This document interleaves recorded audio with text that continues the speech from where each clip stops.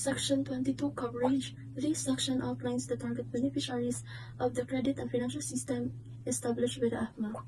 It aims to provide a financial support to a wide range of individual and organizations involved in agriculture and fisheries sectors. These include farmers, fisheries, food production, processors, trading, cooperatives, agriculture and fisheries organizations, and small-medium enterprise engaged in agriculture and fisheries. Section 23 Scope of Agro-Industry Modernization, Credit and Financing Program. This section details the specific areas where the Agro-Industry Modernization, Credit and Financing Program will provide financial assistance. It covers a broad spectrum of activities from production and processing to marketing and distribution. The goal is to support various stages of agriculture and fisheries value chain, ensuring a comprehensive approach to development. For example nga kaning support aning agro-industry modernization credit and financing program is kaning small farmers kay maka-access siya sa loan nga para makapalit siya og kaning better and high quality nga seeds, fertilizer and water pump for better irrigation. So with this support, ang farmers kay maka-increase sa ilang productivity, increase crop yield, and kaning mag-harvest siya more effectively. So pinagi nga aning suporta is mahimo ang operation sa kaning farmers nga sustainable and productive. Section 24 Review of Mandates of Key Agencies. Key agencies like the Land Bank of the Philippines, Philippine Crop Insurance Corporation, and other that are involved in implementing agricultural credit programs.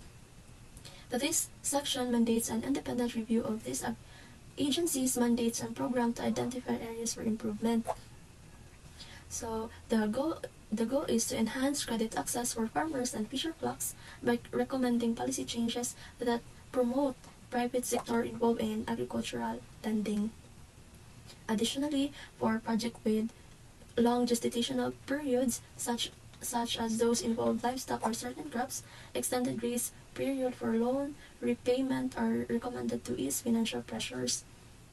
So for example, ani kay ang crop nga kaning rubber and kaning livestock nga cattle ranching, di ba, kay mo take man siya og based akong research nga sa rubber kay 5 to 7, tapos sa cattle ranching kay taas jud siya murag hapit mag years. So dili jud ka largo nga maka-gain ana og kaning profit or income. So dili pa ka kaning largo makabayad sa utang. So through this kaning kuan nga gi-change nila nga kung imong gestational period is taas, so taas pud ang kuan sa imong environment para di pud ka pressure kay dili ba utang imong bayaran dapat pud kay para sa mga cattle ranching na pay pagpakaon na, so gasto na, so para dili ma-pressure ang utang gitaas nila ang to like long-term loan. Section 25 Rationalization of Credit Guarantee Scheme and Funds. This section aims to simplify and consolidate the credit guarantee scheme into a single agriculture and fisheries credit guarantee fund managed by Clinton Corp. This unified fund will make it easier for small-scale agriculture and fisheries activities as well as micro, small, and medium enterprises in rural areas to access to credit. Eligible loans for this fund include purchase orders and sale contracts, with broad presentation from cooperatives, local government units, and rural financial institutions. Notably, at least 10% of the agro-industry modernization credit finance and financing program budget will be allocated to this fund to ensure its sustainability and support for these activities. So, ang example, ani could be a small-scale rice farmer na nanginhanglan og funds para makapalit og kaning high quality seeds and fertilizer para sa upcoming planting season niya. So with the help of kaning agriculture and fisheries credit guarantee fund is ang farmer is maka-loan siya without kaning collateral, since ang loan guarantee sa rural financial institution feels confident lending to the farmers. So this access to credit helps the farmers invest in better inputs, potentially increase yield and profitability, which support their livelihood and contribution to rural economic growth. Section 27 Research and Development. This section emphasizes the importance of research and development in improving irrigation and water management. It prioritizes the development of effective, appropriate, and efficient technology that can boost irrigation system performance. Additionally, the Department of Agriculture will coordinate with the Department of Environment and Natural Resources to focus on preserving and rehabilitating watersheds, which can essential to sustainable irrigation. Ang example na action could be the Department of Agriculture nagdevelop siya og solar power irrigation system nga kani nga technology kay makatabang siya nga ang mga farmer is maka-access sa water more efficiency sa mga nga kaning kuan bitaw walay kuryente nga mga lugar, so maka-access jud sila sa water irrigation. So by collaborating with the Department of Environmental and Natural Resources, they also work to rehabilitate nearby watershed to ensure a sustainable water source for this irrigation system over time. Section 28 Criteria for Selecting of Irrigation Development Stream. This section sets criteria for selecting irrigation stream, emphasizing technical feasibility, cost effectiveness, affordability, sustainability, operational efficiency, water use efficiency, gestation period, and potential productivity gains. These factors ensures projects are well designed, sustainable, and beneficial to farmers and the environment. So for example, ani kay ang drip irrigation nga kanina katabang siya sa mga regions nga kulang-kulang. Section 29 simplified public bidding the construction, repair, rehabilitation, improvement, or maintenance of irrigation projects and facilities shall follow the Commission on Audit or COA. Rules on simplified public bidding. Irrigation projects undertaken by farmers, farmers' organizations, and other private entities whose funding is partly or wholly acquired by the loan from government financial institutions shall not be subject to the bidding requirements of the government. So Section 29, it make it easier for the farmers or private groups who borrows money from government banks to choose companies for irrigation projects. Normally, there are strict rules about how companies are chosen through public bidding. But this section, let's just skip those rules.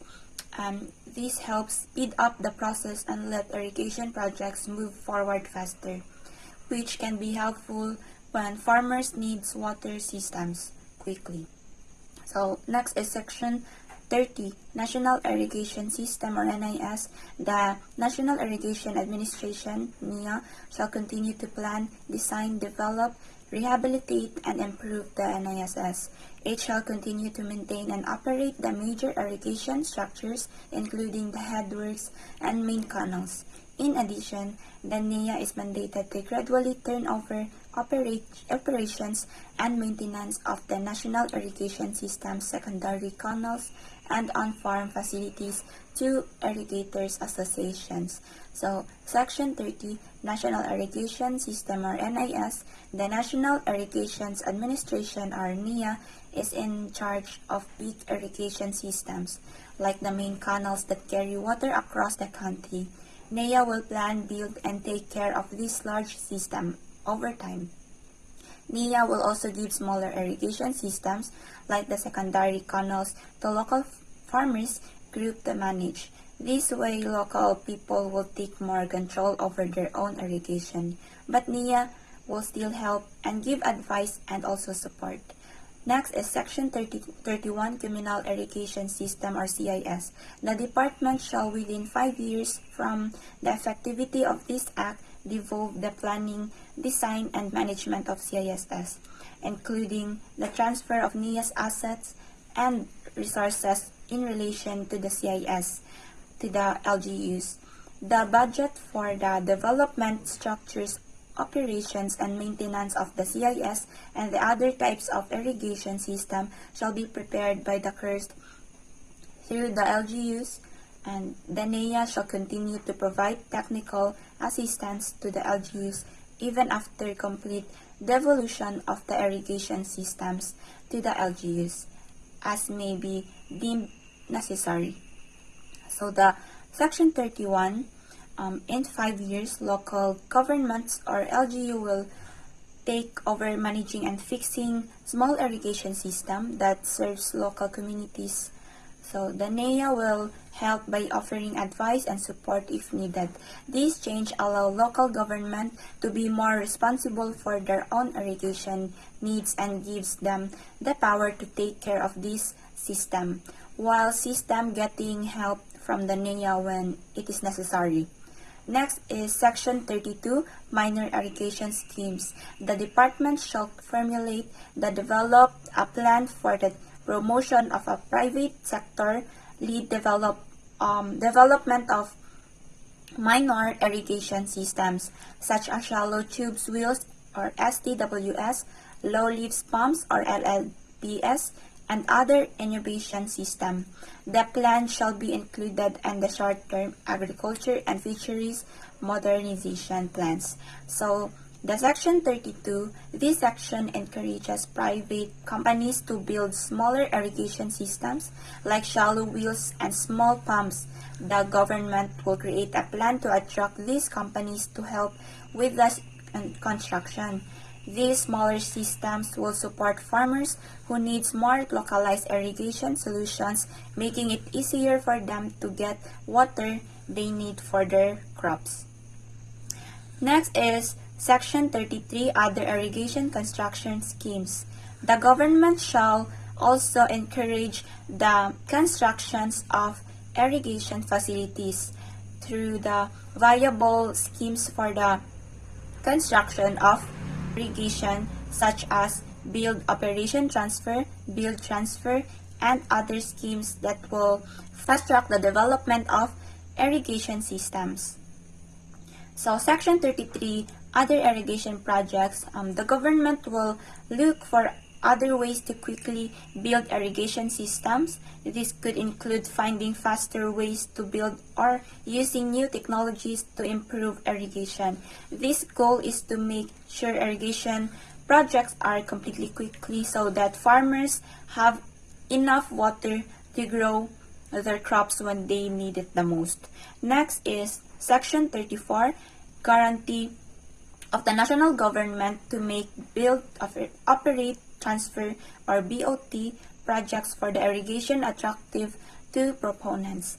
The national government shall issue the needs payments guarantee for the BOT project, which shall answer for the default of the National Irrigation Administration. Such amount need to answered for the payment guarantees is hereby to be appropriated. So, the Section 34 guarantee of the national government will promise to pay for irrigation projects if a company doing the work does not get paid. So, this promise reduces the risk of private companies that help build irrigation system. It encourages more companies to join these projects, which can help improve the country's irrigation system. Next is the Section 35, Irrigation Service Fees or ISF. Upon effectivity of this act, the NEA shall immediately review the ISF rates and recommend to the department reasonable rates within 6 months from the effectivity of this act. So, Section 35, Irrigation Service Fees or ISF, the National Irrigation Administration or NEA will look at the fees that farmers pay for irrigation and suggest new fees to the Department of Agriculture. This review will make sure that the fees are fair and reasonable. If needed, the fees could be lowered or changed to make irrigation more affordable for farmers while keeping the systems running smoothly. Next is Section 36, Monitoring and Evaluation. The department shall monitor the implementation of R&D programs and irrigation projects. The department shall review all existing irrigation systems for every 4 years to determine their viability or effectiveness. The department shall employ the services of independent evaluators to assess the overall impact of the country's irrigation development. So, Section 36, Monitoring and Evaluation. Every 4 years, the Department of Agriculture will check how well irrigation projects are working. Independent expert will also look at the overall performance of the country's irrigation system. This helps make sure that the irrigation projects are effective and the government can make change if something is not working properly. Next is Section 37 exemption from election ban. To repair, maintenance, the rehabilitations of irrigation facilities as well as BOT irrigation projects shall be exempted from the scope of the election ban of public works. So Section 37, there is a ban on starting new public works for projects to prevent the government from using resources for political gain. Repairs and maintenance on irrigation systems are allowed to continue during elections. This ensures that important irrigation work can still happen even during election period, so farmers don't face delays in getting water for their crops.